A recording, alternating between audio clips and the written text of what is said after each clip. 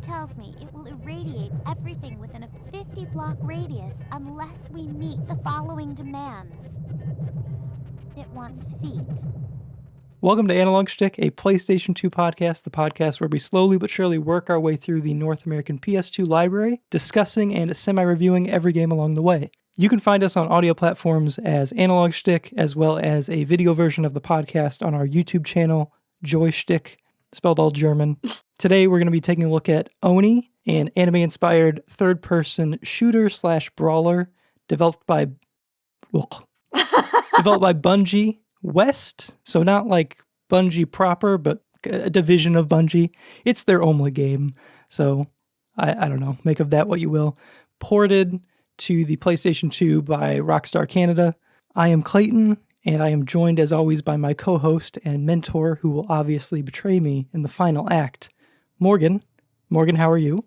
Definitely not plotting your demise currently. That's definitely not rubbing my hands together evilly and like smirking at the screen. Yeah. None of that's going on, just so you know. Definitely not clearly evil throughout the entire game. Right. No, none of those things.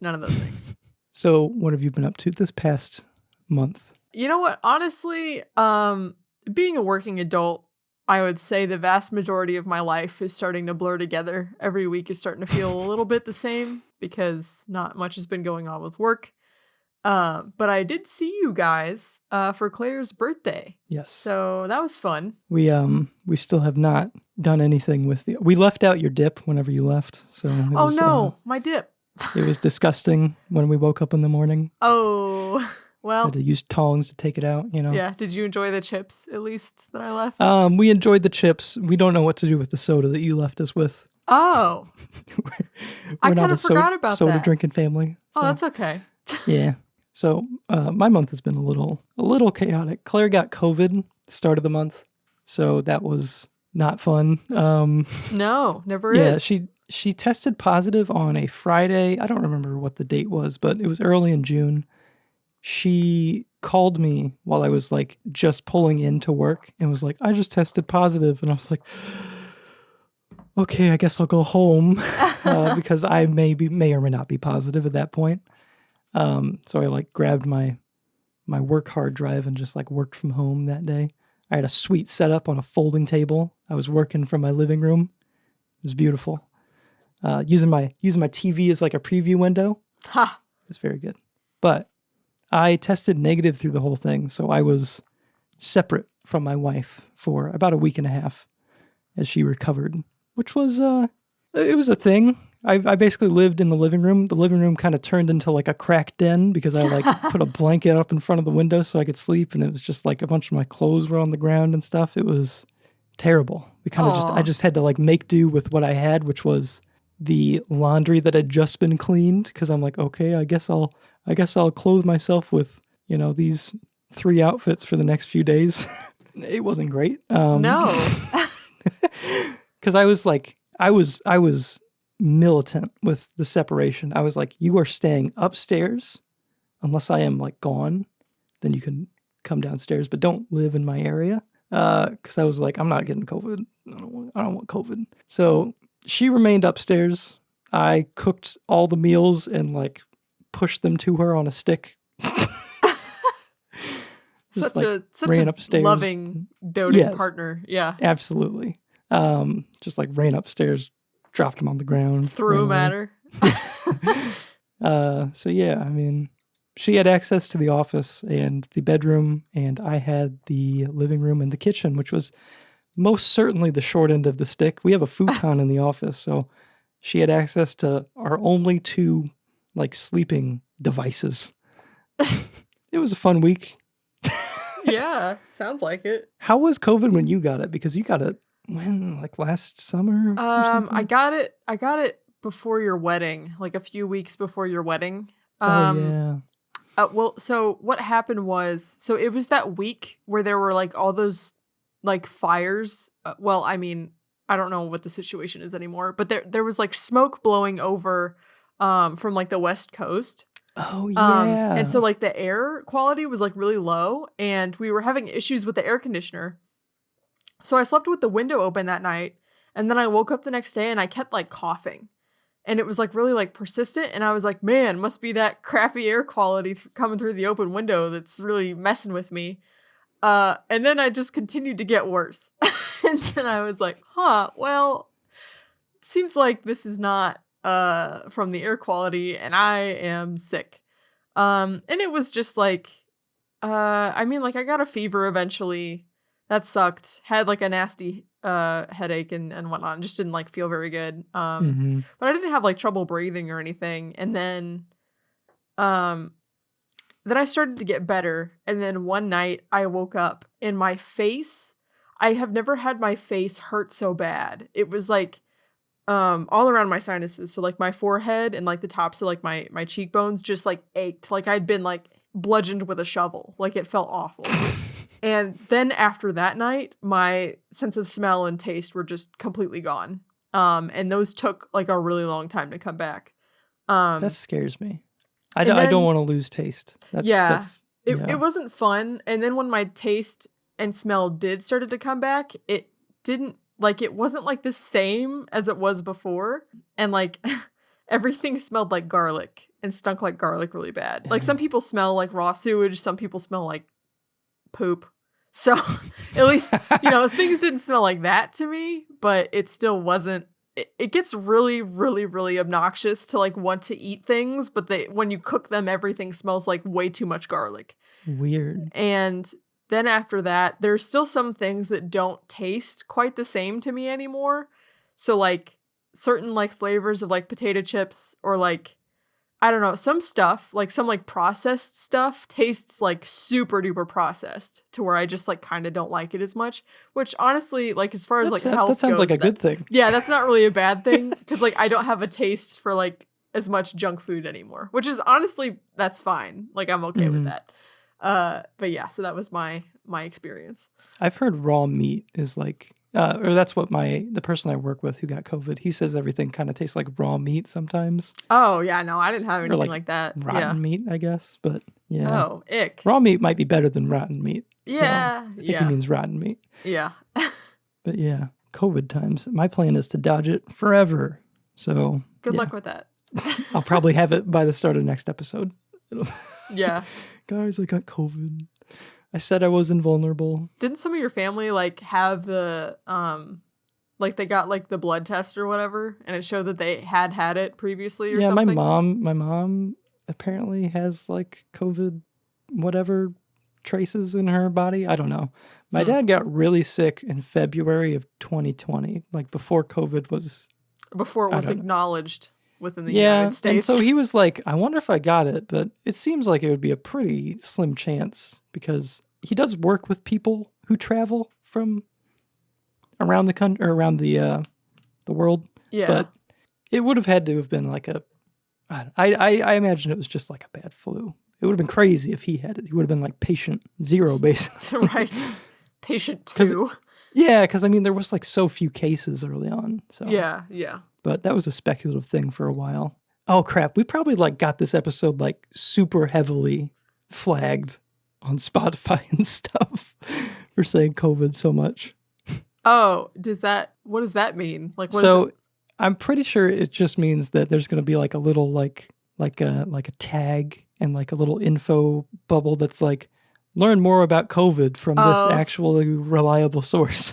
Oh, that's really funny, actually. Yeah. Well, yeah, no, we're not saying anything about anything, though. This is a PlayStation 2 podcast. Right, this is yeah. We're just gamers here. We're just gamers. Yeah. But, I mean, other than that, E3 happened this month. Or E3 in quotation marks. Right, There's just a bunch of, like, June announcements. Anything exciting for you? So, I am really bad about following gamer news, and also so when I tried to like look up like E3 announcements, I kept getting articles for like, hey, E3 isn't happening this year, and I'm like, yeah, I know, but I just want to know what's coming out, like just tell me. But nothing really stood out to me. I think I've kind of like lost my capacity for hype for things, because of probably Mass Effect Andromeda was the last thing where I was like, oh, heck yeah. And now I'm just kind of like, I don't really feel it anymore. And that was a while ago. Yeah. So like, I don't know, maybe Pokemon That's a weird thing to get hyped for. Well, yeah, I wouldn't even like really classify that as hype. It's just like, oh yeah, that looks cute. I guess I'll buy that. Yeah, I'll probably buy that. And like, I don't know, I saw some like Starfield stuff. I don't trust Todd. So yeah, that's I'm on the same boat as you. Yeah, I just like, don't trust him. I don't know. And like the thing, so sorry, not to go on like a big tangent that's like not really related to the PS2 library. Sorry about this. But the thing about Bethesda games is they really put their best foot forward in like the first few hours of the game, and then it just kind of gets bleh from there. Yeah. So that's kind of what I'm expecting with Starfield. I mean, it's been a while since Fallout 4, and I'm not sure if Fallout 76 was like developed internally, but that was pretty rough. I know people liked, like, whenever they actually added some story to it, there were some people that liked that, and I don't know if that was like, people were like, finally, this is decent, or if it was like, this is actually good. I'd like to revisit it and see, like, how much that's changed and see if it can, like, win me back over, or, you know. I think it's kind of funny, the whole Fallout 76 situation, because there was like so many like times where I was thinking, oh man, it'd be so fun to play like Skyrim with people. And then like that kind of happened with 76, and it's like, but they fricked it all up. I don't think it even works as a concept. No. Like, I don't know if an RPG heavy choice based story can even really exist in a multiplayer setting. I feel like it has to be single player. Yeah, especially also when so much of the storytelling relies on listening to like the audio clips and like reading stuff, and you have like your goobers in the background like yelling and like, whoa, what's so happening? And it's hard to like be invested. It's hard to be invested when Nick and Zach or whoever are like bickering in the background. And hollering. Yeah. Yeah, exactly. Yeah. Yeah. I mean, there's some like multiplayer story-based RPGs that I've heard are great. Like Final Fantasy 14. Yeah, well, I guess that's like an MMO. So yeah. I mean, Destiny to an extent. You know, it's got some story. Yeah, no, I like Destiny. Yeah. The story is more pulled back in those games. I can't speak for Final Fantasy 14, but like Destiny, it's like you'll get a cutscene and everyone will just kind of be quiet, and then nothing else really matters. Right. Yeah. Yeah. But I mean, what else was it? Oh, Divinity Original Sin. I think that's a multiplayer, more of a CRPG. Okay. I guess. But I'm fairly certain that's like a fairly heavy lore and story driven game that is fairly popular and like heavily based in co-op stuff. So yeah. There's that. I've always been interested in that. Have you heard of Divinity? Heard of it, but there's like no like imagery or any like specific. I know nothing about it. Yeah, I mean, I've heard a lot of people talk about it on like podcasts and stuff. Yeah, but I haven't like watched it being played. But it sounded fun. That came out a while ago, though. I want to say that was like 2015 or something. Oh, geez, yeah. Maybe I'm over exaggerating, but yeah. I mean, for me, E3, kind of whatever. I don't know. I wasn't paying like super close attention to it, but there were a couple games that piqued my interest. Mostly Sony stuff. I was really excited for that Resident Evil 4 remake teaser in the Sony press conference. And all the PSVR 2 talk has me interested. I'm still like not positive. I'm going to get a lot of that is going to come down to how much the unit itself costs, because I could imagine it being like $500, which is like, oof. Yeah, it's too much. Yeah, I love VR. There's some things that I think are really interesting about PSVR 2. The controllers are using a lot of the technology from the PS5 controller, which I think is a great idea. And they have a wire, which after using the Quest 2, I'm kind of like, I don't know if I can imagine using a wire. It also depends on like, you know, how like flexible the cable is, I assume. But yeah, the few times I've plugged in my Quest to my PC, it's like, man, this kind of sucks having this cable behind me. And it's just like, you know, in my way constantly. But I think if it makes it like significantly more powerful, like it would be fun to play a VR game that doesn't look like a PS2 game or whatever. But right. Which is kind of the limitation of the Quest 2 right now. But yeah, speaking of PS2 games, I've been on a CRT hunt for a while to just kind of like improve the the playing experience of these older consoles that I've started to accumulate. Morgan, you were talking to me a little bit about like playing a PS2 game on a modern console and like how the lower quality graphics can kind of like work to its benefit. Yeah. So I was playing Final Fantasy X on my PS3, and I was like, because like some of the I don't know, some of like the effects, like there's segments that are like flashbacks. They have this like yellowy film grain sort of thing over the screen, and it looks like poop on the PS3. But I know like on the PS2 version or like on like older, it looks better because of the fact that it's like a little bit less crisp. So some textures and things actually look better when they're not so crispy. I feel like it's almost like a I don't want to say it's like a Berenstain Bears moment, but it's like when we plug analog consoles into modern HD flat screen TVs, it looks horrific. Yes. So games in the pre-HD era were pretty much either 240p, which is a progressive resolution, or 480i. And CRTs at the time in North America, were always 480i. So it was an interlaced signal. You'd see half the image at once, and then it would alternate. 240p was always just like displaying that one half constantly. So it had scan lines in between, and that was fine. But playing I'm getting kind of sidetracked, but playing a 480i PS2 game, which is pretty much the entire PS2 library, on an actual CRT, like the way it was kind of designed to be played and experienced. Right. I was kind of blown away by how like sharp things looked. And it's weird because it's kind of blurred coming through a CRT. Like it has like a little bit of like a Gaussian blur, and it kind of makes everything smoother. Right. But it just looks so good whenever you play an actual like interlaced game through an interlaced display, as opposed to going to an HD TV where it has to be de-interlaced, and that, on top of adding like lag and stuff, kind of screws up the image. Like a lot of de-interlacing processes on HD TVs are really sucky. Like, they really make the image look terrible. Interesting. There's like upscalers and stuff that you can run stuff through. RetroTink has a really good one.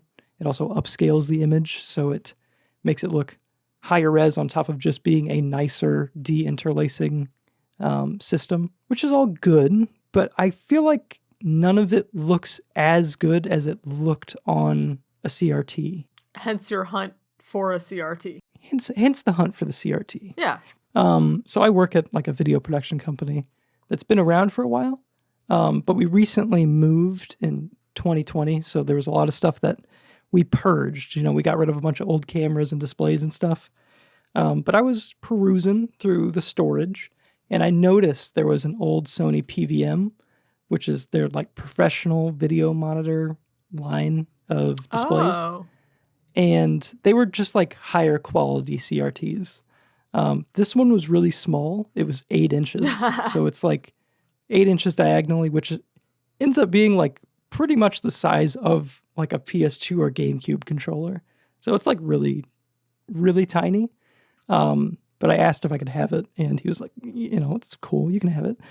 And plugging it into a PS2 through like high quality component cables is like mind blowing, because the screen is so small, it kind of like condenses everything anyway. It's not all blown out. Yeah. And just like running through like component CRT, it's like super sharp. And I've been playing everything off of it recently. It's real good. Even though it's super tiny. That's funny. Oh, it's pretty tiny. It sits on my shelf, and it's like it's fine. Like I can see things on it from like where I sit at my desk, but it's I wish it was bigger. He was telling me that he like had a bunch of them. He's like, "Oh, you should have asked before we moved or whatever, because we had a bunch. We were just like giving them away." And I was like dying inside hearing this, because like he had like 14-inch PVMs, and those go for like thousands of dollars. It's insane. Goodness. Yeah, because they're like the best way to experience like retro consoles and stuff. Yeah, yeah. And it sucks because I'm sure a lot of them were literally just thrown away. Yeah. Like, go dumpster diving. Be like, oh, I need those. Yeah. Please. It's like, why do I need this? So I've been looking for like a bigger CRT, and I found one on Facebook Marketplace. You kind of like, whenever you're looking for like a CRT now, you kind of just want to be like, I'm looking for a TV. You don't want to say CRT because, I don't know, you're not going to you're going to find things that are more expensive, basically. You're basically trying to find someone who's like, I want to get rid of this old TV. Right. And then you're like, I will take that old TV from you. Because they're just like giving it away, basically. They're like, it's useless. Right. So those are like the two kinds of listings you get. You're like, retro, rare, gaming, CRT, fire emoji. Or it's like old crap that is old and I don't want. Please take it. It is free. I will pay you to take it. Yeah, yeah. That's so funny. Yeah. So I found one of those. I was like, hey, I found this. I messaged my dad because it was back home, and I was like, hey, I found this. Can you pick this thing up for me? And so I've got that waiting for me next time I venture home. Oh, that's exciting. It is. Cool. It's also way bigger than I thought. Oh.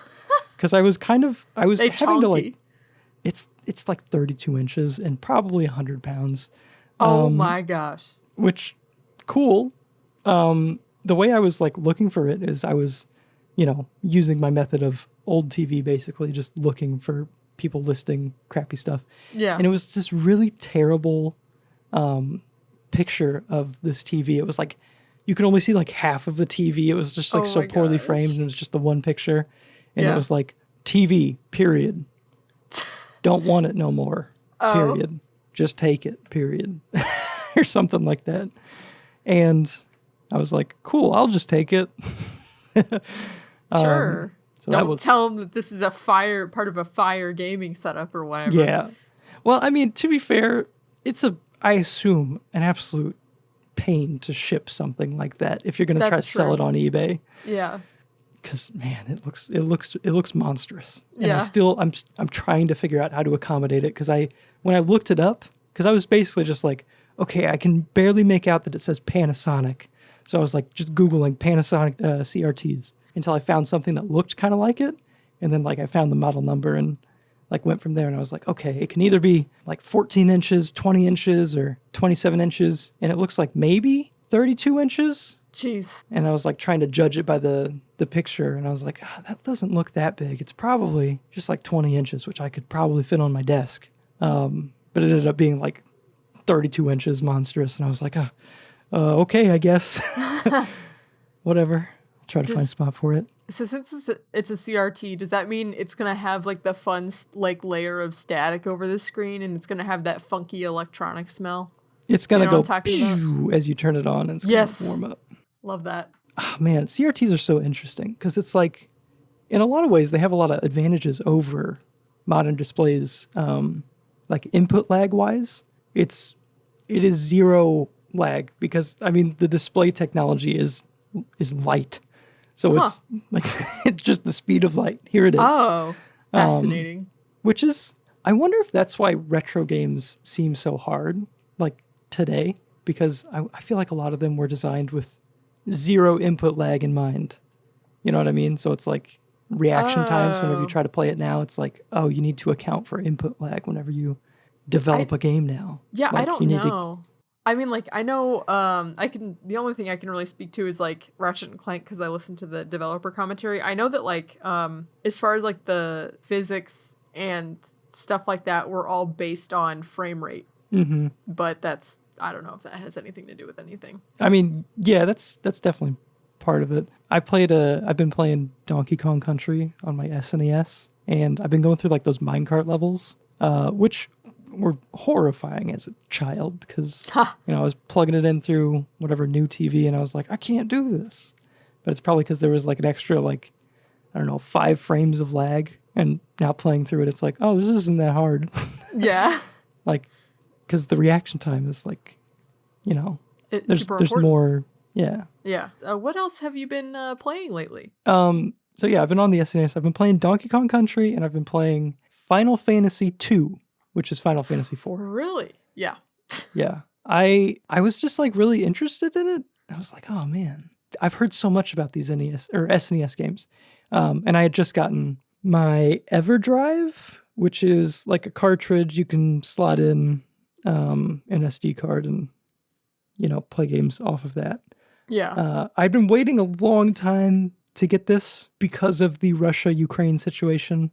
The man who manufactures these amazing cartridges is living in Ukraine. Oh, no. So I have no idea if like he's picked up manufacturing again, because I've started to see some of them. Like, I don't know if this is old stock or what, but I got a notification that stuff was available because I was like, notify me when available. And I was like, I'm just going to buy this because I don't know if it's ever going to exist again, basically. Yeah.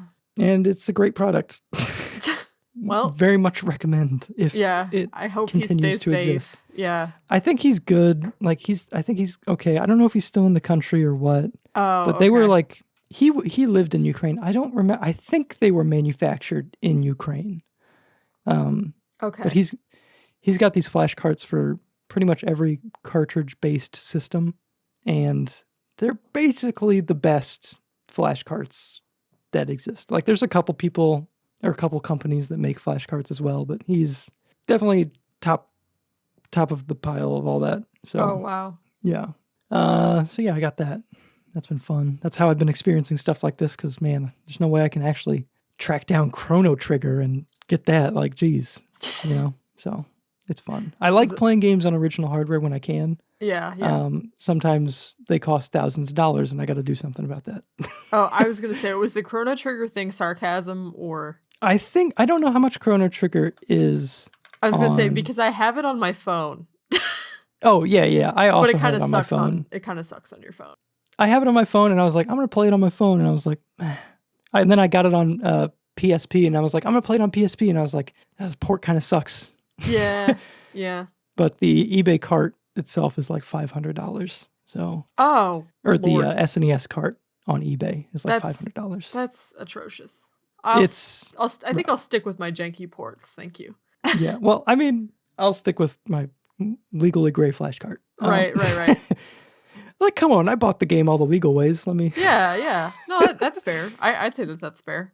Yeah, I feel like that's fair. I can't. If I could buy an SNES cart from the developer, I would, but I can't. Yeah, if they would still manufacture them. No. Mm-hmm. But yeah, I mean, other than that, I've been playing Hitman. Fantastic game. Mm-hmm. Don't need to talk too much about it, I guess, because I'm only a little bit of ways into it. It's the kind of game. It reminds me of a lot of PS2 games where it wants you to play a level like over and over and over again, which is like how I played games when I was a child. Because it's like, you just got to play this level, master this level, learn everything you can do in this level, and then move on. Like, that's how they want you to play the game, basically. Right. That makes sense. It's fun. I think you would enjoy it. I don't know if you need to play all of it, but I think it was free at some point. So I wouldn't be surprised if you or Sage have access to it. I think Sage has it, and because I'm part of his Xbox family or whatever. So Yeah. I have it too. Mm-hmm. I avoided this series for a long time, and I think it's because, and we've talked about this before, like the covers of Man with Gun, it's like on like and it's very like minimalist to begin with too. I mean, like, if you look at the cover, it's just like hit man, bald man in a suit with a gun. Yeah. And the story is like some stupid spy story. Right. But it's like the biggest, it's like so deceptive. The game is about murdering funny sim characters with coconuts. It's not about anything serious. Right. I mean, the story itself, I think, the overarching story tries to be serious. I think it does, but the game certainly does not. Yeah. Like, so basically, like, every level will be like, kill this one or two targets, and it'll have like a giant checklist of like, kill them in this stupid way. Like, I don't know, hit them with a firework or something stupid. Like, throw a coconut at them. Kill this man while wearing a flamingo suit. Yep, that is one of them. Yeah. It's really, really fun. I think there's just like something like heart racing and like kind of like giddy about like sneaking around and like trying to not be detected, and on top of just like all the funny stuff that happens. It's just a lot of fun. But yeah, I've been talking about a lot of stuff other than Oni. It Takes Two, fantastic game, probably the best co-op game in existence. Nice. Been playing that with Claire. I played Vader Immortal on the Quest 2, which is cool. It's like 40 minutes. It's really short. Oh. It kind of feels like just an experience more so than a game. Yeah. Riders Republic. I'm debating whether or not I want to make a video on this just because I have a lot of mixed feelings about it. It's like an open world extreme sports game. Huh. So like biking, not skateboarding. Skateboarding should be in it, but it's not. Snowboarding and like jetpacks. Oh. Wingsuits. It feels like a PS2. It feels like a game from the PS2 era done in a modern way. That's kind of cool. Yeah, I mean, these games don't exist today, really. But this game is made by Ubisoft. So it's kind of like a monkey's paw situation, you know? It's like, please give me a new SSX. And then it's like Ubisoft made Riders Republic. And it's like, God, it's like a live service Fortnite inspired nightmare. And it's like, the game is fun, but everything around it just wants to keep me from having fun. Yeah, yeah. It's stupid. And chipping away at Persona 5. As I don't think I played it much at all this month, though. I'm losing steam on it. It's too much game. I can't. Oh, no. But yeah, what about you? So we already covered Jak and Daxter. And was that episode 2? I think it was episode 2. So I have got a whale of a head start on Jak 2 because I platinumed Jak 1 and I'm trying to do the same for Jak 2. And let me tell you, that's been a journey that I can't get into, but we'll get there. I'll get into that someday. So are you playing the PS4 version or the PS3? PS3 version. Okay. Yeah. Because I know they re-released everything for PS4. Yeah, yeah. Mm-hmm. I went through the whole rigmarole of getting funds into my PS3 wallet, and I'm still currently struggling with that for a different game. For so Jak 2 is one of them. I started a new playthrough of Final Fantasy X because I haven't played that in a hot minute. Mm-hmm. And I'm excited to get to that for the podcast. Oh, I love it to pieces. So I have a physical copy of the 10 and 10.2 remaster. My disc is fricked up, so I can't get past a specific cutscene that's like a few hours into the game. And so I was like, well, that sucks. I guess I'll buy it on the PSN store. And it's refusing to put funds in my wallet. So that made me want to rip my hair out, and that was an awful experience. Is this happening on PS3? You're trying to add funds? So the only way to buy things that are on the PS3 store is from wallet funds. But I think you can use the wallet funds towards other things, because when I was looking up like, hey, I can't get my wallet to work. Like other people were like, yeah, my wallet's not working. And so like, I can't buy stuff on like PS4 even. And I was like, okay, so this is like, it's not just, me. And it's not just, relevancy to the PS3 store that's the problem. It's like their system is like jacked, or I don't know, it sucks. So as far as I can tell, it might be like a random like security flag where it's like, oh, this could be like a fraudulent purchase, and so they've like locked down my ability to add funds for like 72 hours. So I'm gonna try again in a couple days, and if I still can't get it, then I'll probably just buy it on the PS5 or whatever, or however I need to do that, and then just restart, which kind of sucks, but whatever. That definitely. Yeah, I mean, this is not the kind of game I assume you want to restart, but... No, not really, but I was only like... I mean, this is like a game that you are going to put... I mean, if you want to like platinum it, you're going to put a lot of time into it, so me being only like 3 hours in, that's not really that bad. And then the last one on my list is Three Houses. I have, I think like 260 something hours in the game, which... is kind of atrocious. I can't, that's so much time. And I think I am on my 5th playthrough, and I just bought and beat the Ashen Wolves DLC. Oh my god. So I have like new characters to play with, and so that's why I'm doing this 5th playthrough, because I'm like, oh, I'll play with them in the base game now.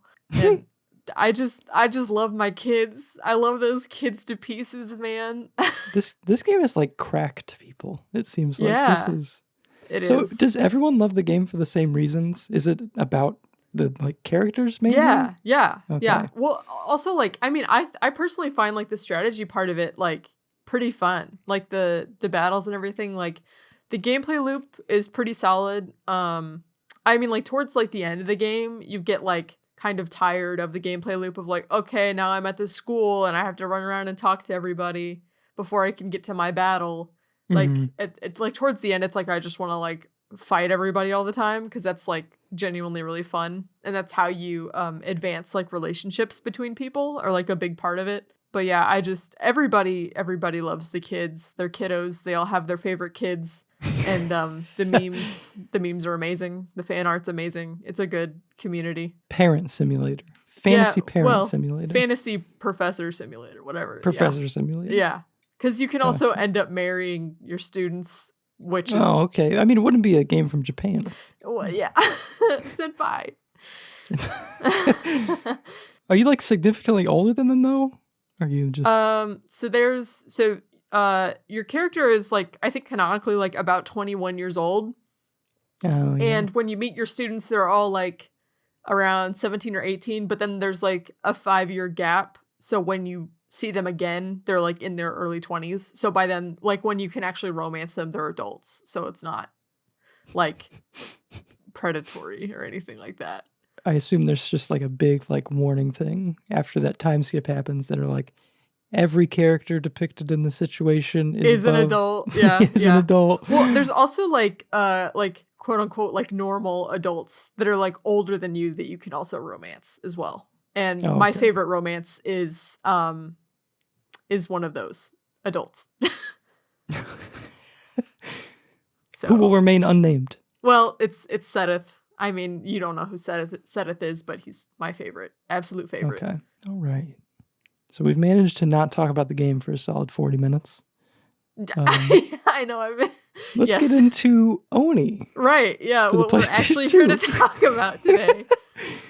So, like we said at the top of the show ages ago, this is a game developed by Bungie West. It is their one and only game. Bungie West is a division of Bungie.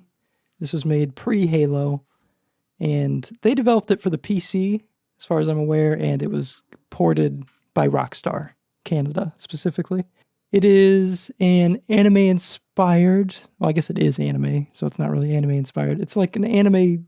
Wait, I don't mean to like spark the Avatar debate, so I'm just going to gloss over this. Because I guess it's made by a Western studio. Yeah. But well, it's clearly trying to be inspired directly by like Ghost in the Shell and Akira as like the direct, inspiration. Akira, really? Yeah, like a cyberpunk sort of world is kind of what they're going yeah, for. that makes sense. Which I kind of get. I still haven't seen Ghost in the Shell. Oh yeah, I'd like to watch that. I'd like to at some point as Is it well. animated? Maybe Sage and I will watch that this afternoon. Oh, it's super animated. Well, there's good. multiple versions of it. Yeah, I was gonna say. Yeah. I remember there was that remake of it with the live action one that was like within our lifetime. But yeah, set in a cyberpunk world, you play as this cop lady. I mean, Morgan, so like how far did you make it before you gave up? Because we both gave up on Oh, you gave up playing. too? I wanted to, but it was so... Yeah. So here's what happened. It's very repetitive. There was one particular room where I was losing it. I was losing my goddamn mind. Because I kept dying, and like I think it just like kicks you back to the main menu when you die. Oh no, you might have had a messed up version. Oh, okay. I don't know. I was playing it on an emulator, and something about it wasn't 100% all cash money with my emulator, to where I could like see the like frame rates dip so bad during loading screens, and like the soundtrack would get all like wah, and it would like so like loading would take forever for me. So I got sick and tired of dying. And so I found these like cheat codes for unlimited health. Codes? Yeah, there's cheat codes for unlimited health. I didn't do unlimited ammo, just unlimited health. So I could still get like the fighting and like the struggle experience. And then I just got sick of it and I stopped at, I think around chapter 4 or 5. And there's 14 chapters. So I didn't really get that far into it, but that was all I could take. Okay, yeah. We made it to about the same spot then. Oh, really? That's amazing. Yeah, I'm pretty sure chapter 4. I don't think I made it to chapter 5. Okay. Yeah, I like hit like a difficulty spike and I kept respawning in front because you're supposed to be reloaded every time you die to like a previous save point, and I kept getting placed back at a save point where I did not have much health and I had no hypno sprays to heal myself. So I was just getting shot by some dude on a ledge and I was like, okay. Sorry, it's hypo sprays, not hypno sprays. You're not hypnotizing yourself. Sorry, I just okay. Hypo, you know what? Yeah. I read like every other letter. No, that's fine. I just kind of assume. No, I'm not judging you. I was just like hypno. I was like, was that what it was called? And then I was like digging through my mind files, the images in my brain of this game, and I was like, no, it's hypo. Okay, thank you. Yeah, I think this is just a running theme of the show is that I can't read or pronounce things correctly. All right. But yeah, so there is a PC version of this. Okay. And I remember whenever you were having some difficulties with it, I suggested the PC version. Looking into it, it doesn't seem like that is an accessible thing. I was like, oh, it'll be on Steam. Couldn't find it on Steam. Oh. It seems like it's only available through like some like abandonware sites, basically. Oh. Like you can't like buy this digitally, as far as I'm aware. I saw like a thread on GOG that they were like, hey, please add this game to GOG. Please host it there. But that I don't think that's come to fruition. So it may that the PC version may be a little, it's not lost to time, but you can't like actively go and get it. This game is no longer officially purchasable as far as I'm aware. Okay. Which I don't know if it speaks to the quality I think it does a bit. Yeah. I mean, I don't think either of us were particularly big fans of the game. No. In its totality. Did you watch through the end? No. Okay. I watched through the end because I kind of got to the point where I was like, okay, I'm annoyed at this section and the entire game has been very samey up to this point. So I'm like, I think I get the gist of the game itself, like playing the game. So I checked out the story through like a full playthrough. The game's not particularly long. You can beat it in about 4 hours.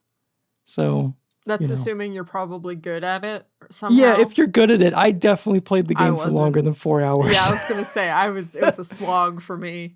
Mm-hmm. But yeah, it's a PC game. It seems like most people prefer the PC version of it, from what I can tell. Okay. And like looking at it, I kind of get PC game vibes from this. Just like the blank rooms kind of feels like a PC game to me. The soundtrack and stuff. But yeah, the narrative, I don't know. The narrative's pretty nothing. Like the premise is cool. I like games set in like a cyberpunk sort of setting. The like anime nature of it, I think, is like also a point towards its identity, is like, being something that you can care about. But it's just so nothing. I mean, it's like you're part of like a global police force thing and you're hunting down some bad dudes. The Syndicate or whatever. Yeah. Like everything has like a really generic name. Yeah. Yeah. And it's like, oh, the police dude betrays you. Oh no. It does some cool things. I think the betrayal, the way that's handled is cool because so you reach a point where Griffin, your kind of like boss dude. Commanding officer or whatever. Commanding officer betrays you very obviously. And you kind of like, you best him and you can kill him or leave him. And I'm like, oh, that's cool. Like it's in like a gameplay moment. It's like, oh, you have a choice. Yeah, it's a choice. That's not what I expected at all. Mm-hmm. And so going from that into the final mission, if you choose to let him live, he will like come and aid you in the final boss, which is like, oh, that's cool. Yeah. It's neat. Your like robot friend who's kind of like your Cortana equivalent, just like the kind of person guiding you through everything. Like, yeah, hey, was she like the gray-haired lady? Pink. Or Colors yeah, might have no, been sorry, messed it up. was pink. Yeah, it was pink. You're right. But what happened with her is kind of cool. She gets captured and like torn apart, and she's like forced to be in this machine, and you fight her as like a boss battle. Oh no. Which is cool, except that many of the boss battles suck. Yeah. It was another like laser dodging. Oh, that's thing. so weird. The laser dodging things were very anticlimactic boss fights. It's essentially like a circular room, and you're like running from terminal to terminal. Yeah. Shutting things down while just kind of avoiding lasers, and it's not nearly as exciting as it may sound. No, it's really not. And other than that, it's just punching dudes, which we'll get into later when we talk about the mechanics. Let me see. Oh, another cool thing with the story that I'm like, oh, that's neat. It's a neat idea. Is you're basically trying to save the world from evil corporation trying to destroy it, which is not that cool, but it's very cyberpunky. Yeah, it's cyberpunky. You only partially succeed at your mission, so you save a portion of humanity. Like, oh, what happens to the rest? They die. Okay. I assume. How? I think it's like lack of oxygen. They're attacking like air treatment plants. Oh, the old Spaceballs approach. Yeah. That's literally the plot of Spaceballs, but all right. Oh, it is? Okay. Yeah. So she's only like kind of successful, which I'm like, oh, that's cool. She doesn't like just win, and there's like, some space left for a sequel. A sequel was planned for this, got canceled. Well, actually, I wonder why. Sorry. I mean, yeah. People actually liked this game at the time, I'm fairly certain. Or they were okay about it. It was average reviews. It was like 70s. I found two very cool YouTube video essays that I found. One covering the never released sequel, and one covering just like the making of this game, and they managed to get some like actual first-hand accounts of developers and get some of that spicy little drama about developing the game. So I'll link those in the episode description. Definitely worth checking out, especially the Bungie's Forgotten Franchise video. So I'll throw that up there. So my thing about the narrative, I couldn't like tell what sort of a tone they wanted to go for like at all, because I mean, you have like this syndicate, you have like the cops like talking back and forth to each other about like the syndicate, and there's like a like we're on the police force and this is serious sort of a thing. But then like the first boss you encounter is this brain in a tank hooked up to like some computers or whatever, and you like get glimpses into this brain and how it functions, and like I guess sort of what it's for as you interact with terminals in the levels before approaching it. And then you meet the brain, and it wants pictures of feet and it wants to like be an internet influencer, and it's like I mean it's funny.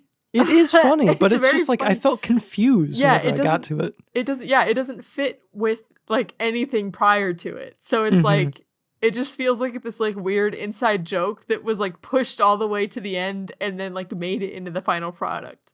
And so I just like, I don't know, if the game was like all that way, that would be fine. But it was like, it was straddling this really weird line that didn't make any sense to me.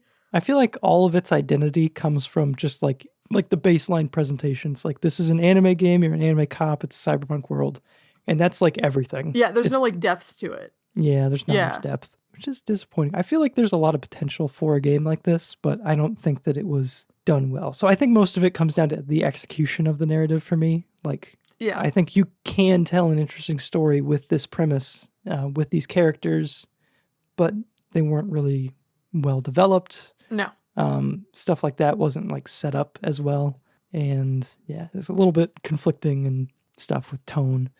What I do like, so this is actually a complaint that I have with Persona as well. I love the use of like these like pre-rendered anime styled cutscenes. And they have one at the beginning. It's like the intro, the opening, and they have one towards the end. But anytime I see this in a game like Persona as well, I just want more of it. Like, I feel like you could have told a more cohesive story if you leaned on those more to give the audience like the plot. Maybe at like the end of each level or something, you can kind of like bookend it maybe. Yeah. And just like, here's what you're doing. You're infiltrating this place for this reason, blah, blah, blah, blah, blah.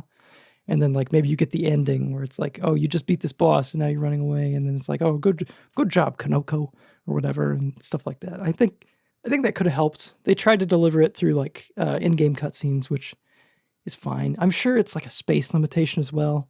Pre-rendered video is like definitely going to be more of like a space eater than like a in-game cutscene. But I love the style of it. Like if you're going to have an anime game, I think you should have as many of those as you can if you're going to try to tell a story. All right. Do we want to move on to the aesthetics of the game? Yeah, I think so.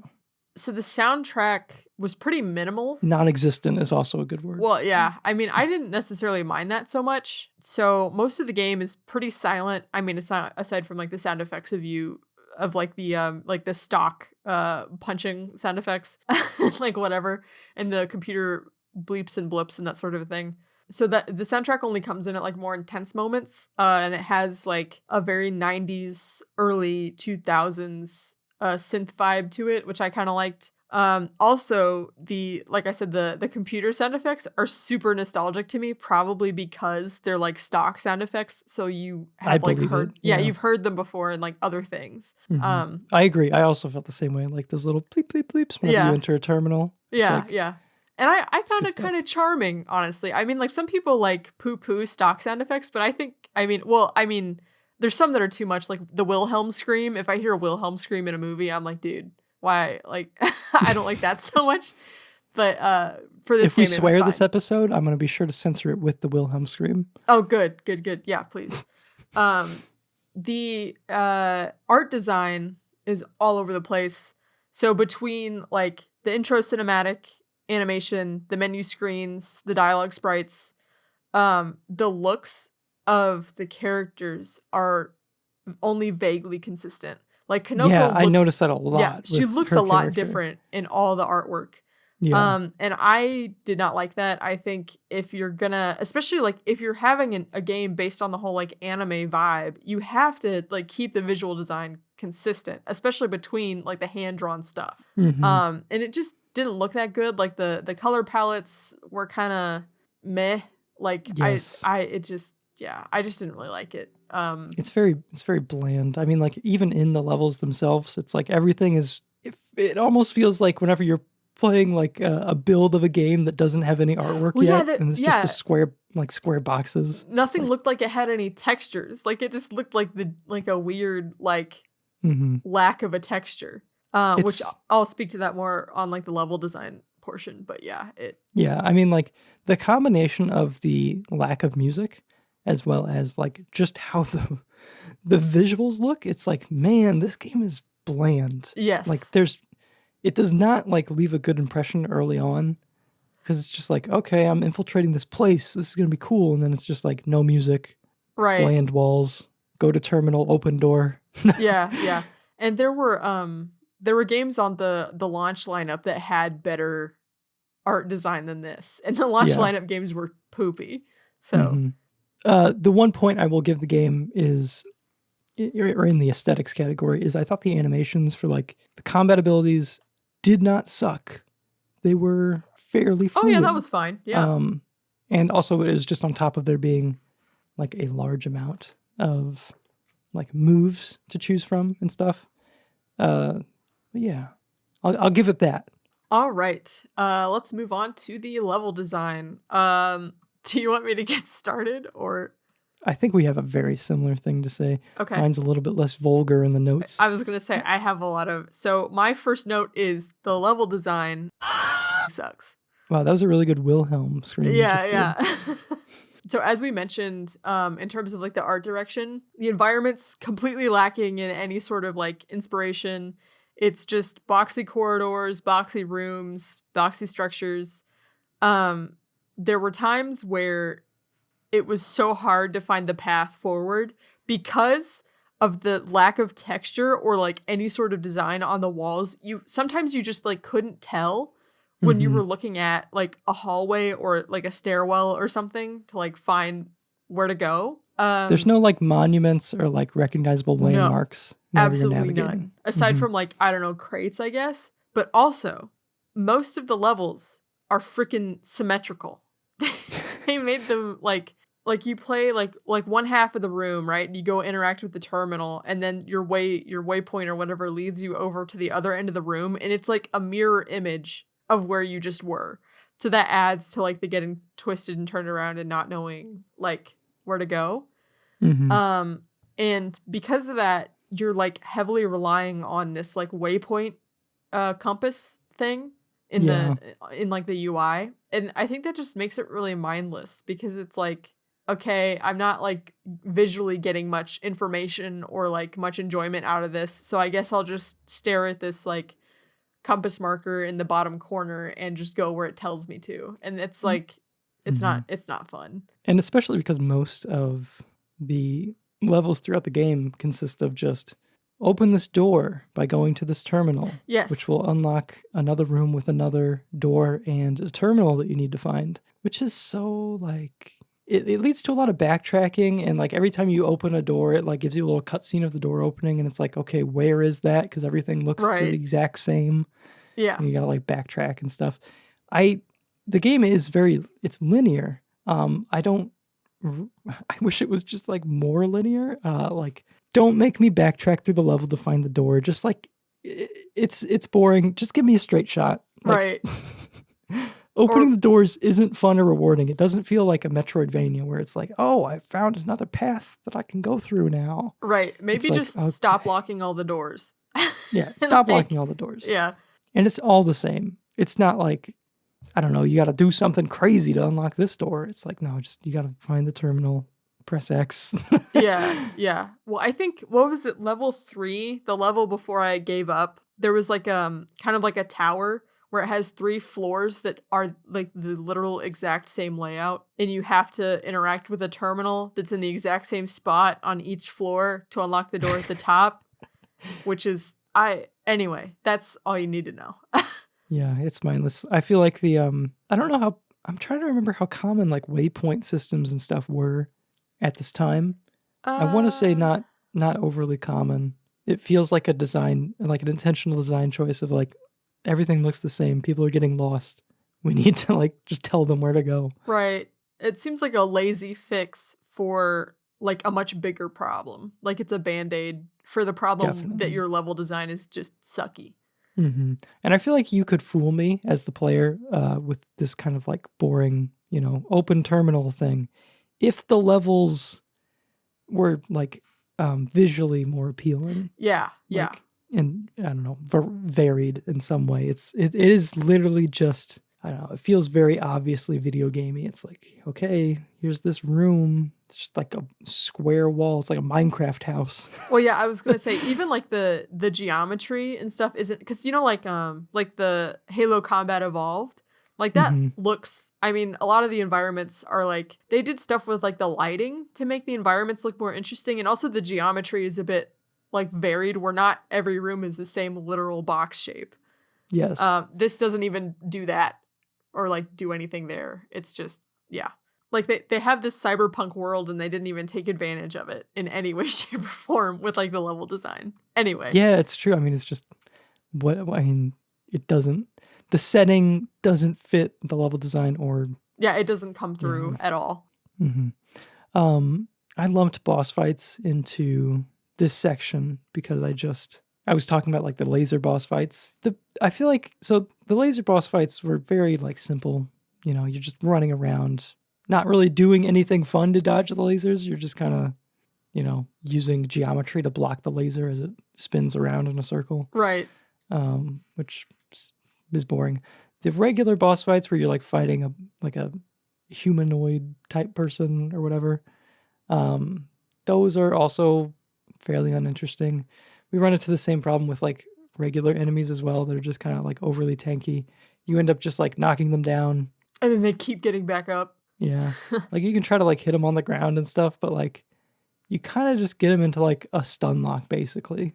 And without any like not because like, oh, you're so good at the game, you just couldn't let him do anything. It's just like, no, I just hit him and they fall over. Like it's just my basic attack. I'm not like doing anything special. I'm not like sweeping the legs to like make them fall over. It's just punch and they fall over. And it's like, oh, they might get up and try to attack me, or I might just hit them before they can attack me. Yeah. It's not the most engaging. For the boss fight at the beginning of the 3rd level, it was just like, man, this guy has a lot of health. I got him and I ended up getting him like against this wall, and I'm just hitting him over and over again.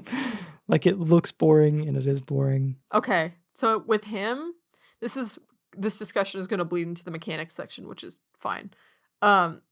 So I had like an issue where you can like knock, if an enemy is holding like a firearm or something, you can knock it out of their hands. Mm-hmm. And the stupid thing that kept happening was I would knock it out, and then by the time I would like get myself lined up properly to like bend over and pick up the gun so I could use it on them, they would knock me down and knock it out of my hands. And so we were just doing this like hot potato back and forth, like literally just like punching each other over top this gun, both of us trying to pick it up. And that was how that boss fight went for me. I was doing the same thing. I don't even know if you could pick up the gun. Like that's how much I was failing. Oh, no, you could? So the stupid thing was you could pick it up, but when you had it in your hands, you would move so slowly so that he would just like run up to you and punch it out of your hands again. So there was like no like ability to pick it up and run off and then like use it on him. There was like nothing interesting you could do with it because it was so poorly designed that he would just, and so we just had a punching match over this giant laser cannon thing that he had. It really does the mechanics of the game a disservice, because the mechanics of the game are like ambitious and interesting. Yes. It's really the only interesting part of this game in a lot of ways. Like other than the premise, which I find like, it is workable into a good story. It just wasn't done well. The mechanics are like actually unique, and it's like doing something different. It's structured in a lot of ways like a fighting game. Like yes, it's like direction plus like the attack that you're trying to do to get like a bunch of different like results. So it's like every attack is like directional in a lot of ways. So you get like a different animation and you'll attack in a different way.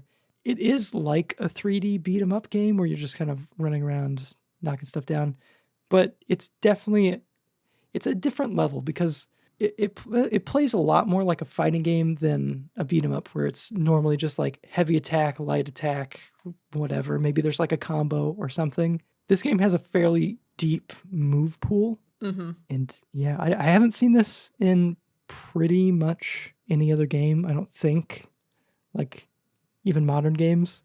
Morgan, what did you think of like the mechanics? What was your impression of them? So for me, the move pool was like pretty overwhelming, just because like fighting games aren't really my thing to begin with. So like when I don't know what I'm doing and I don't know how to do the combos, I tend to just like button mash. And one of the frustrating things about that like I experienced with like having this like fighting game sort of thing within a 3D space, and maybe it was probably more just like this game in general, Kanoko doesn't really like lock on very well to the enemies. You do have to aim it. Mm-hmm. Yeah. So like if you're like fighting a guy and you want her to like you're like button mashing and you want her to like, when she punches, to like move towards him, she just kind of doesn't do that. Mm-hmm. So it was like really frustrating to try and like get her to do what I wanted her to do. Also the gunplay sucks. Oh yeah, gun combat is just ass. It has like a bit of auto aim to it, but then it also just, it's too like it's not sticky enough. I don't know if that makes sense. Yeah. It's not strong enough of an auto aim assist thing. Like it needs to like I really wanted it to like stick to the guys, because I was just like constantly missing, and that was frustrating. Also, a lot of the like the firepower of the guns didn't feel strong enough. Like there's like this like energy like rocket launcher type thing you can get, and there would be like enemies like running up to me, and I would shoot them with this thing, and there was like, you know, a decently sized like explosion effect, and it felt like it should like at least knock them down, but they would just like tank it and run up to me and punch it out of my hands. And that was really frustrating. Mm-hmm. So it definitely needed a lot of work, I think. I think ambitious is a good way to put it. Yeah, I think that gun combat, we'll talk about this later, but I think it should have just been dropped. Like, it should have been a melee game. Yeah. In researching the game, I think this was in the, I can't remember which video it was from, but it was from one of the videos that I mentioned earlier. The like original, like, you know, idea for how the combat would work is they wanted like a system where you essentially had full control over each limb, and it's not how the game plays, no, you know, in the final version, but you can like tell that they wanted a higher level of control, and it kind of acts like that. I mean, like attacks are mapped to the triggers and bumpers. Well, and like one bumper is like for your hands, and the other bumper is like for kicking. Yeah, so, it's like yeah, jumps, kicks, punches, and I guess more punches. I can't remember what the other one was. But yeah, you like that made sense to me whenever I heard it described in that way, because it is like once you kind of start to mess with it, it becomes a little bit more intuitive than it seems initially. Like personally, whenever I'm playing like a beat 'em up, I'm like, okay, face buttons are gonna be what makes the most sense. Like square to attack, and maybe like triangle to special attack or something like that. But I think that the triggers work pretty well for the game. The thing that holds it back for me is just kind of like a general PS2 early 3D kind of clunkiness. I think that this game may play better in like a PC environment, but I'm not sure because I didn't play it on PC. I'm sure the gun combat was also better on PC. Like aiming with a mouse was probably much easier than for sure trying to use the joystick. Yeah. Also, how did you feel about trying to fight multiple enemies at once? Because that was absolutely miserable for me. It's not fun. I mean, especially when one of them had a gun and they were like on the end of like a hallway or something. There was like, and there's like no way to like dodge it. Like I couldn't, like you can't like run and like dive under it. You can't, like your roll doesn't, there's like a dodge roll that doesn't really do much. Yeah. I don't know what the dodge roll was for other than just like quickly, like in combat, moving a certain direction. That's like, what I didn't see too much use for it. Yeah. Because it wasn't like you would matrix dodge bullets, I don't think. Right. Which so might have been a cool mechanic. Yeah. The an actual like working or like a more forgiving dodge system would have helped. Mm-hmm. So the thing that made me give up on this game was in chapter 4. There is a big wide open room, and I think there's multiple enemies with guns. And there's this guy, I was using the infinite health cheat at this point, and there was a guy with a rocket launcher, and I don't know what they want you to do to get around this man, but he hits me with the rocket launcher, knocks me down, continues to shoot me, and like I am like stun locked and just being like completely thrown around this room, can't do a diddly darn thing, just being like shot over and over and over again and exploded.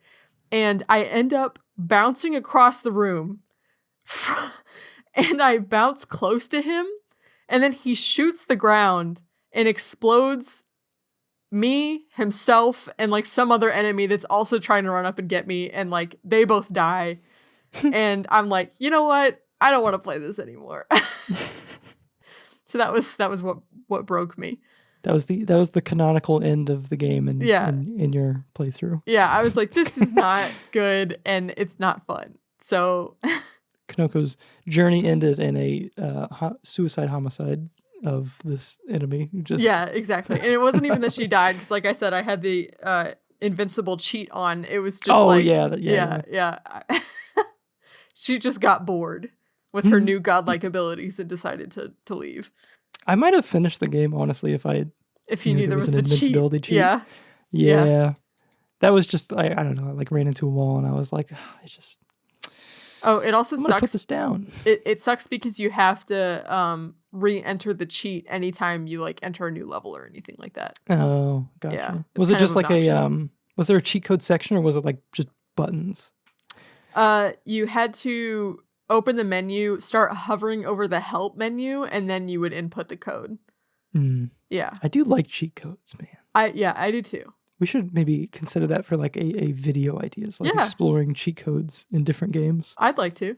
That would be fun. Especially GTA and stuff. Like that would be good. Oh yeah, where it just completely like changes the game. I mean, cheat codes are like the best part of GTA. Yeah, So like, I want to play the game with flying cars now. Yeah, sure. You can do that. I wonder if Red Dead, because GTA 5 came out with cheat codes. I wonder if Red Dead also had extensive cheat codes. That'd be fun. I want a horse that travels at the speed of light. Right. And can fly. Yeah. Yeah.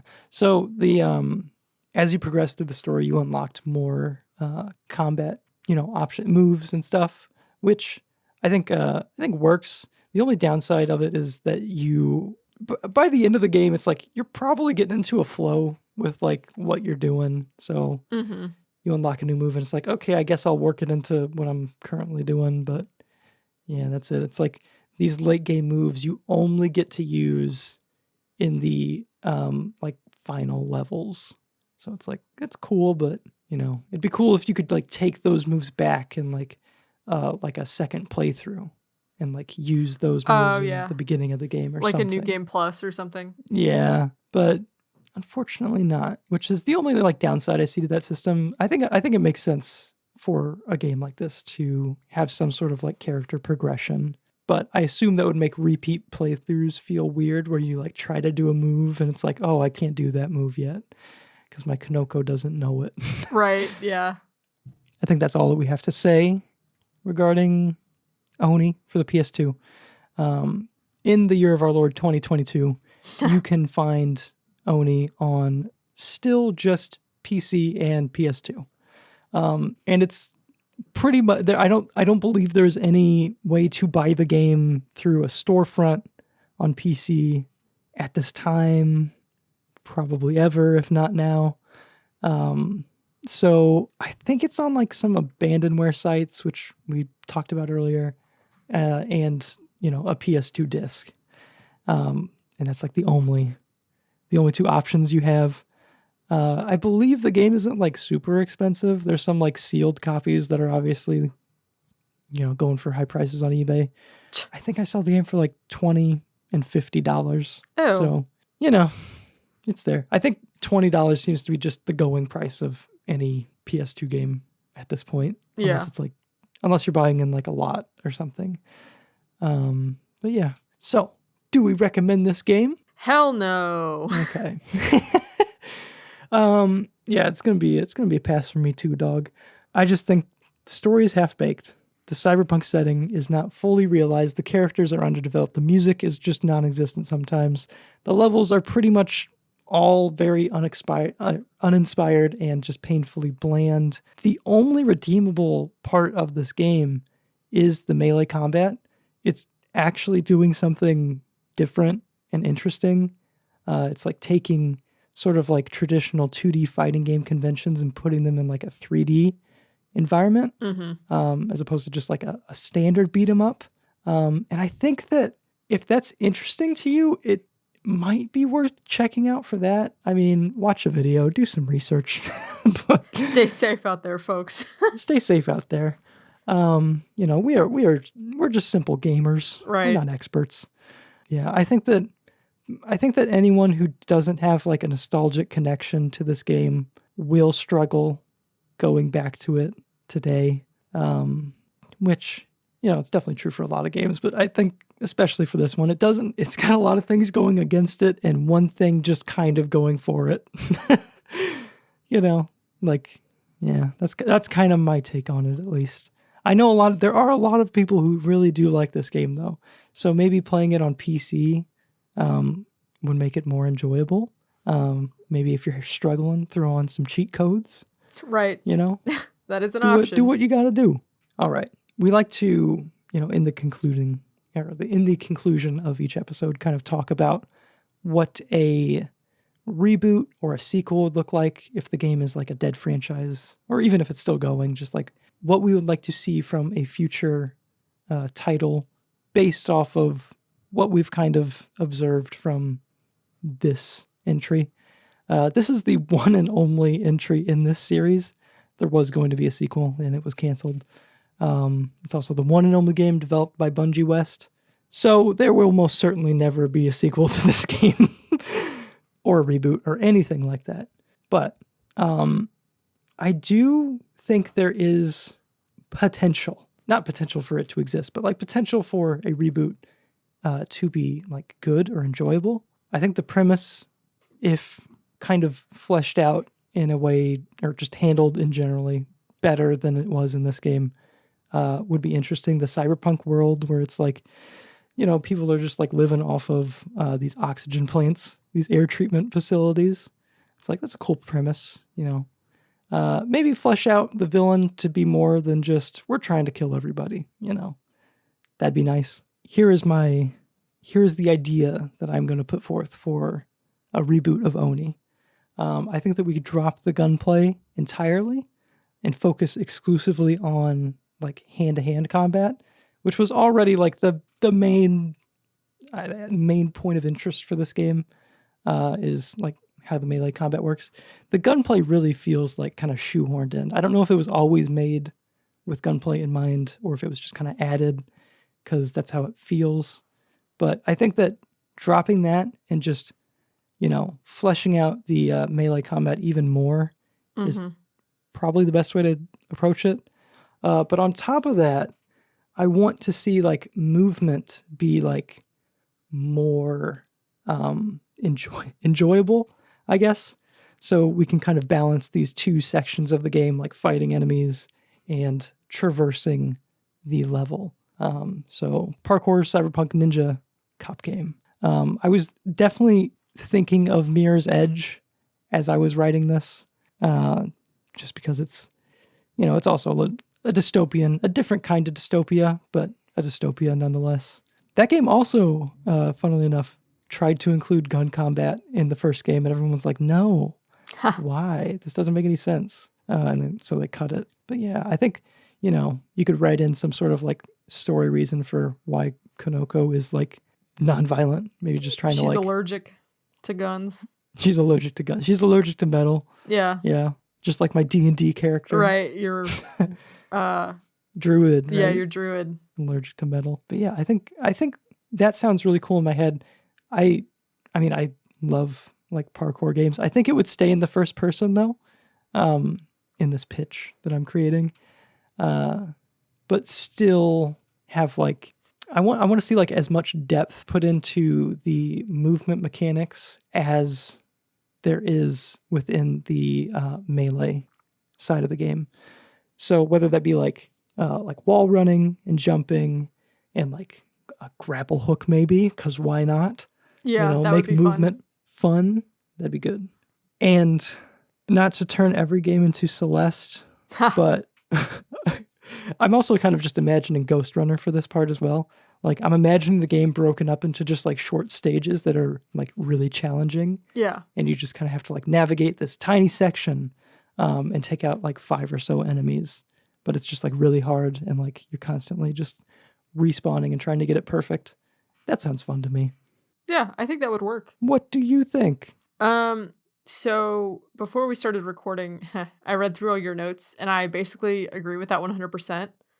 I don't know if there would be like a way to add a bit of stealth, but not so much like, maybe not so much like the really slow sort of like patient type of stealth, because it seems like, this type of game would work best with like really quick, like kind of like hectic gameplay. So maybe like dodging like spotlights or you know, or like staying out of view of like certain enemies or something like that. I can see that being fun. I mean, it's kind of like reminiscent of the laser bosses. Right. Yeah. It's not stealth, but it's, you know, similar. Exactly. Or like the ability, like you said, to like sneak up behind enemies and like subdue them. Like maybe that it's would be easier really to subdue good. them if they haven't seen you yet, you know? I think in general, enemies would need to have less health. Like I'm thinking like Yes. 1 or 2 hits to knock people out. Yeah. And yeah. maybe just like 1 if you're like from behind or something. Yeah, but also maybe like you also have low health, so it's like a do this perfect or die sort of a thing. Mm-hmm. Yeah. I I mean, Ghost Runner has like a variety of enemies that you have to take down in a specific way. Like maybe you have to like slide behind someone to take this person down yeah, or something like that. Like you have your generic enemies that you just like dash through basically. But yeah, yeah, a system like that where you have like brutes and like grunts or something. yeah. And then my last note was just stop relying on computers to open doors. Yeah, Can we just we like need to get rid of that. yeah, or I mean like having that occasionally with like a maybe there's like a short like section of a level where it's like okay you have to kill all these things and dodge all these things and then but like your the pathway like through that space is determined by like oh yeah I also have to stop by this computer to open up the door so that I can like an extra like objective type thing, and that's like fine on occasion, but for like literally every single door it's exhausting. It could definitely kill the pacing if it's like fast and frantic and then it's like, oh, Yeah. I have to go back, open this door. Right. And, okay, I gotta run over here now. Yeah. Yeah. Also, storytelling wise, I would like them to lean on pre-rendered cutscenes. Like I mentioned earlier, I think that that's a really like nice way. Pacing as well. Like if this is going to be a really fast-paced reboot, it's like okay, we're running through this level for like 15 minutes and then you end it and it's like okay, now I just watched this pre-rendered anime styled cutscene. Yeah. I think that sounds nice. Yeah. I agree with that. Okay. I think that's all that we have to say about Oni. That has been the Oni episode. Yes. Congratulations. So Morgan, what are we playing next month? All right. So next month is my pick. And I have selected a little game called Chulip, spelled like tulip, but with a CH at the start. Mm-hmm. And it is, I guess, a kissing simulator. Which I know that sounds, like chulip, like chewing on a lip. I think that might be the pun in the title. I'm not entirely sure. So like imagine, if you will, Harvest Moon, but no harvesting, and there's only kissing, and you only want to kiss one specific person. And also it's very, very Japanese, a lot of Japanese culture. So yeah, that's what we're gonna be doing next time. I like Harvest Moon with no harvesting. It's yeah. This game is just like Minecraft, but with no mining and no crafting. Right. But kissing. Yeah, and there's a day-night cycle. It has a day-night cycle like Minecraft and Harvest Moon does. Yeah. All right. Well, that's exciting. I can't wait to discuss this. I've heard that the game is a little long in the tooth. I've heard it overstates its welcome, but interesting. Okay. We'll see. Yeah. Find out next month. Every second of every month, you can expect a new episode of Analog Schtick. You can find us on podcasting platforms at Analog Schtick, and you can find us on YouTube for the video version of the podcast at our YouTube channel, Joy Schtick. I am Clayton, and I have a YouTube channel where I sometimes review games. I have a Sly 2 review that has been just sitting on my computer for probably the past 2 years, and I recently put up. So if you're interested in that, you can find that on my YouTube channel, pixel.wave. And you can find Morgan at Burger King. I'm hungry. I'm gonna be sitting in the drive-thru. Yeah. So that has been episode 5? Yes. Episode 5 of Analog Schtick. Jeez. Almost half a year. Goodness. Wow. We're schmoovin'. Time flies. I'm loving the podcast. Yeah. It's been fun. Yeah. We have to make sure that we plan October's episode to be like the horror game. I'm not sure if we did we decide which one? I think should I stop recording? No. Okay. Yeah, okay. Everybody bye. Bye.